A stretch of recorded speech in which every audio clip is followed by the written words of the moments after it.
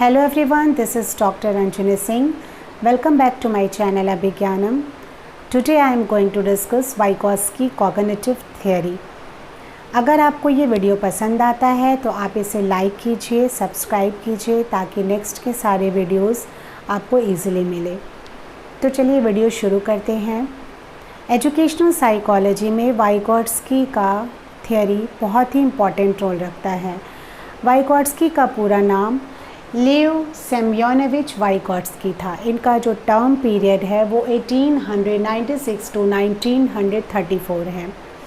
ये Sigmund Freud, Skinner और Piaget के समकालीन रहे हैं। ये एक रशियन साइकोलॉजिस्ट थे, सोशल कंस्ट्रक्टिविस्ट थे, डेवलपमेंटल साइकोलॉजी पे फोकस किया, चाइल्ड साइकोलॉजी पे फोकस किया और कॉग्निटिव डेवलपमेंट की बात की। इन्होंने बच्चों के संज्ञानात्मक विकास के संदर्भ में अपना सिद्धांत दिया जिसका नाम था socio cultural theory. Socio cultural theory इसलिए क्योंकि इन्होंने संज्ञानात्मक विकास में सामाजिक सांस्कृतिक परिप्रेक्ष्य को महत्वपूर्ण स्थान दिया। पियाजे ने कॉग्निटिव डेवलपमेंट के संदर्भ में जेनेटिक एपिस्टेमोलॉजी की बात की थी। उनका कहना था कि बच्चों में इनेट मेंटल एबिलिटीज़ होती है जो कि बच्चे इस एबिलिटीज़ के माध्यम से इन्वायरमेंट के साथ इंटरैक्शन करते हुए नॉलेज और स्किल को कंस्ट्रक्ट करते हैं और अपने बिहेवियर में चेंज लाते हैं। वाइगोट्स्की ने भी कंस्ट्रक्टिविज़म की बात की है। चूँकि सोशल कंस्ट्रक्टिविस्ट थे, इनका भी मानना था कि बच्चे नॉलेज को कंस्ट्रक्ट करते हैं, स्किल को सीखते हैं, अपने बिहेवियर में चेंज लाते हैं और अपने लिए एक नया आइडियाज़ डेवलप करते हैं, कॉग्निटिव डेवलपमेंट करते हैं, लेकिन वो अपने आसपास के परिवेश यानी अपने सामाजिक सांस्कृतिक परिवेश में रह करके अपना विचार बनाते हैं। अपने पेरेंट्स से, अपने नेबर से, अपने टीचर, अपने इंस्ट्रक्टर, अपने गाइड, जो भी उनके पीयर ग्रुप है उनसे वो इंटरैक्शन करते हैं और कल्चर को सीखते हैं, लैंग्वेज को सीखते हैं, अपने लिए व्यवहार को सीखते हैं, किस प्रकार से उठना है, बैठना है, पढ़ना है, लिखना है, बातचीत कैसे करना है, दूसरों के साथ शिष्टाचार कैसे रखना है, अनुशासन में कैसे रखना है, नियमों का पालन किस प्रकार से करना है। ये सारी चीज़ें बच्चे जो हैं वो अपने सोसाइटी में इंटरैक्शन से करते हैं। इसीलिए सामाजिक अंतःक्रिया, संस्कृति और भाषा एक ग्रेटेस्ट टूल होता है बच्चों के कॉग्निशन के निर्माण में। एजुकेशनल साइकोलॉजी में वाइगोट्स्की का जो थियोरी था वो बहुत ही अनोखा था। जीन पियाजे ने जो कॉग्निटिव डेवलपमेंट की बात की तो उसमें उन्होंने स्टेजेस ऑफ डेवलपमेंट की बात की थी और हर स्टेज में अलग अलग मेंटल एबिलिटीज़ के डेवलपमेंट की बात की थी और मैच्योरिटी और एज को उन्होंने इसमें महत्वपूर्ण स्थान दिया था। तो वाइगोट्स्की के अगर थियोरी के कैरेक्टरिस्टिक्स को हम देखें तो वाइगोट्स्की ने सोशल कंस्ट्रक्टिविज़म की बात की है यानी सामाजिक रचनावाद की बात की है। उन्होंने कहा है कि बच्चों में जो कॉग्निशन यानी उनके जो मेंटल एबिलिटीज़ का जो डेवलपमेंट होता है उसका फ्रेमवर्क, उसका प्लेटफॉर्म, उसका बेस सोसाइटी तैयार करती है। समाज में रहकर ही बच्चे सोचने समझने की प्रक्रिया को विकसित करते हैं, अपने मेमोरी का डेवलपमेंट करते हैं, अपने थिंकिंग का, अपने रिटेंशन, अपने अटेंशन, अपने डिस्क्रिमिनेशन, जितने भी मेंटल एबिलिटीज़ उसके ब्रेन में डेवलप होते हैं उसमें सोसाइटी का रोल होता है। बच्चे अब जो भी व्यवहार को सीखते हैं, रिचुअल्स को सीखते हैं, वो समाज में अपने परिवार से, अपने पड़ोसी से, अपने स्कूल में शिक्षकों के योगदान से सीखते हैं। इसीलिए वाइगोट्स्की ने लर्निंग को सोशल एक्टिविटी माना है और इसे आउटकम ऑफ सोशल इंटरैक्शन माना है। उन्होंने कहा है कि सोशल लर्निंग पहले होता है, उसके बाद ही कॉग्निटिव डेवलपमेंट बच्चों में डेवलप करती है। दूसरा जो फीचर्स उनके थियोरी का है वो है इंटरनलाइजेशन यानी अंतरीकरण।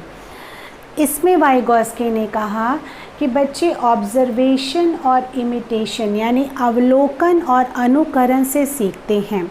बच्चे परिवार में सर्वप्रथम अपने अभिभावकों को देख करके, उनके व्यवहार के को समझ करके अपने व्यवहार में परिवर्तन लाते हैं, अनुकरण करते हैं। जो भी रीति रिवाज है, जो भी शिष्टाचार है, तरह तरह के विचार हैं, वो कैसे सीखते हैं? ऑब्जर्वेशन और इमिटेशन से। वाइगोट्स्की के सिद्धांत का जो नेक्स्ट फीचर है वो है ZPD, यानी जोन ऑफ प्रॉक्सिमल डेवलपमेंट, जिसको हिंदी में हम क्या कहते हैं? विकास का संभावित क्षेत्र।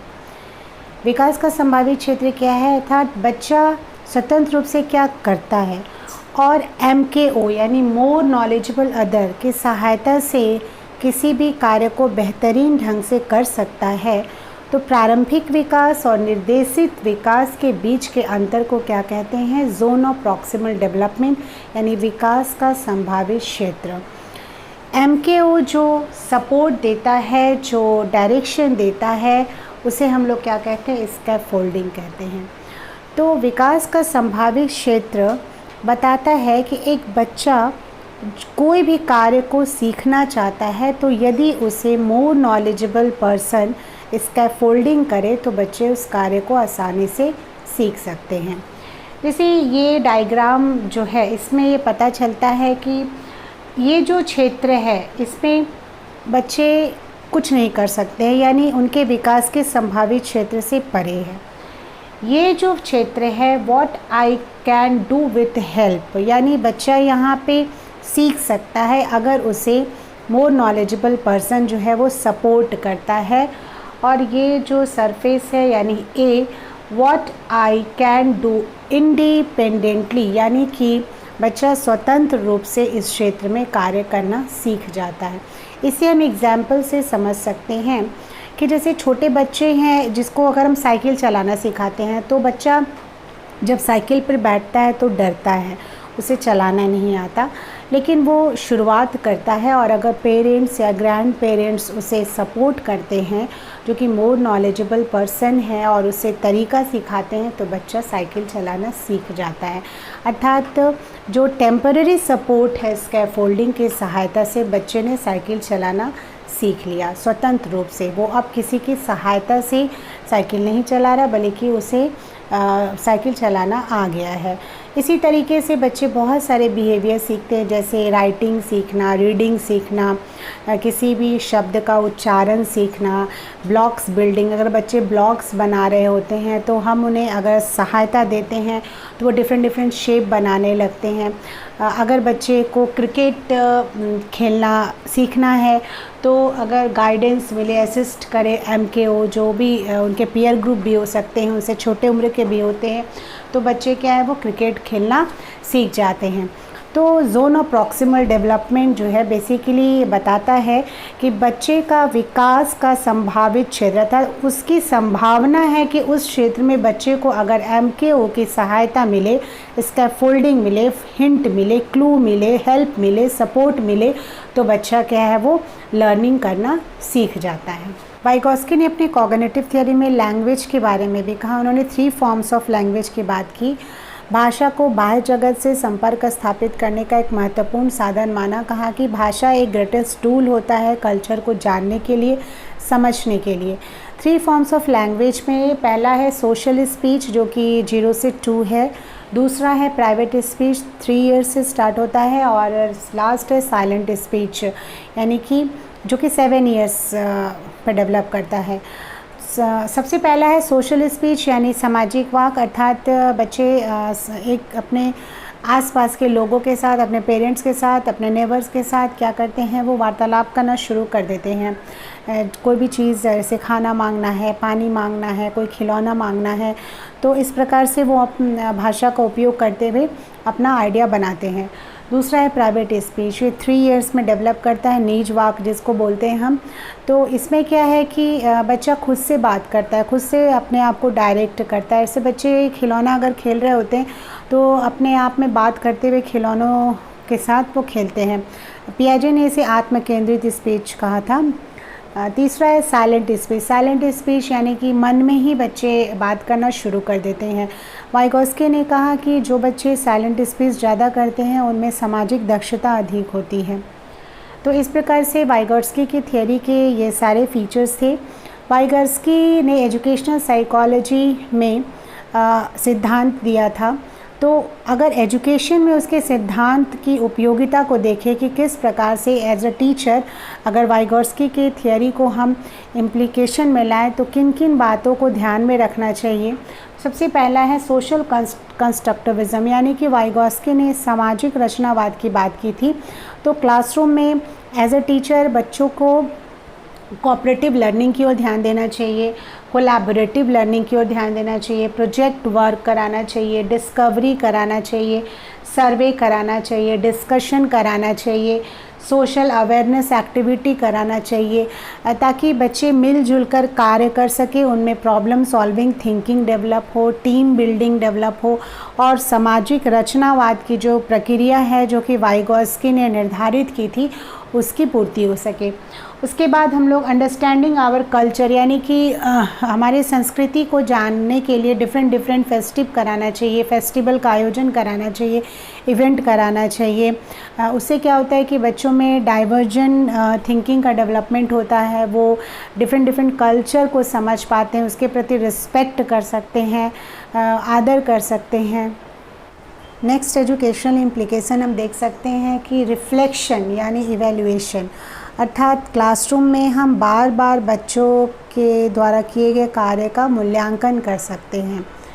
नेक्स्ट है रेसिप्रोकल टीचिंग, यानी कि पारस्परिक शिक्षण। इसमें टीचर और स्टूडेंट दोनों एक दूसरे से अंतर संबंधित होते हुए कोई भी कार्य करते हैं। हर एक पर्सन एक दूसरे से संबंधित होता है और इसमें बेसिकली क्या होता है कि कॉम्प्रिहेंशन, यानी कोई भी पार्ट को कोई भी टेक्स्ट के संदर्भ में क्वेश्चनिंग किया जाता है, प्रेडिक्शन किया जाता है, क्लैरिफिकेशन होता है, समराइजिंग होता है। इस प्रकार से एक दूसरे के साथ मिल करके किसी भी टेक्स्ट को समझने की कोशिश की जाती है। नेक्स्ट है स्कैफोल्ड इंस्ट्रक्शन, यानी कि वाइगोट्स्की ने जो स्कैफोल्डिंग यानी टेम्परेरी सपोर्ट की बात की थी, तो क्लासरूम इम्प्लीकेशन में एज अ टीचर उन्हें बच्चों को हर एक स्टेप पर सहायता देनी चाहिए जिससे कि वो इंडिपेंडेंट लर्नर बन सके। अगर उन्हें मैथ्स में दिक्कत आ रही है तो मैथ्स में हिंट्स देना चाहिए, लैंग्वेज में प्रॉब्लम है तो लैंग्वेज में सहायता देनी चाहिए। यानी कोई भी डिसिप्लिन में अगर बच्चों को दिक्कत हो रही है तो टीचर को चाहिए कि उसे समय समय पर हिंट्स दे, क्लू दे, हेल्प दे, ताकि बच्चे आसानी से उस चीज़ को सीख सके।